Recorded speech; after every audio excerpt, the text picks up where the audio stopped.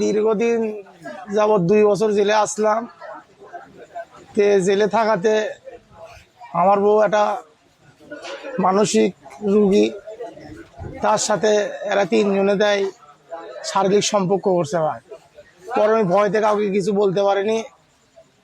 অক মারে ফেলে দিবি, ওর সোলক মারে ফেলে দিবি, বাড়ি ঘর তুলে দিবি, তাই ভয় ভীতি দেখে এরা তাক গণধর্ষণ করছে। আমি আর বিচার চাই।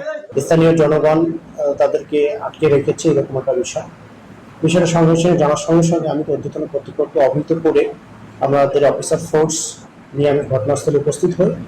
ঘটনাস্থলে উপস্থিত হওয়ার সঙ্গে সঙ্গে আমি অনেক লোকজনকে দেখতে পাই। সংশ্লিষ্ট ওখানকার প্যানেল চেয়ারম্যান ছিল, চেয়ারম্যান সহ প্রিন্ট মিডিয়ার অনেক লোকজনও ছিল।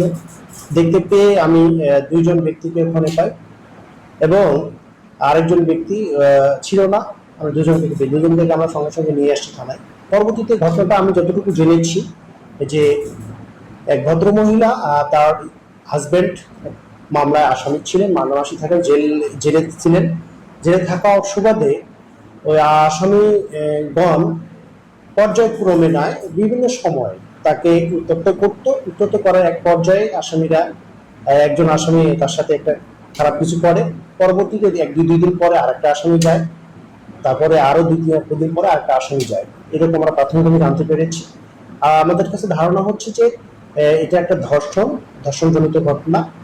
এই সংক্রান্তে আমরা বাদীর এই ঝাড়ের প্রেক্ষিতে আমরা আইনগত ব্যবস্থা গ্রহণ করছি।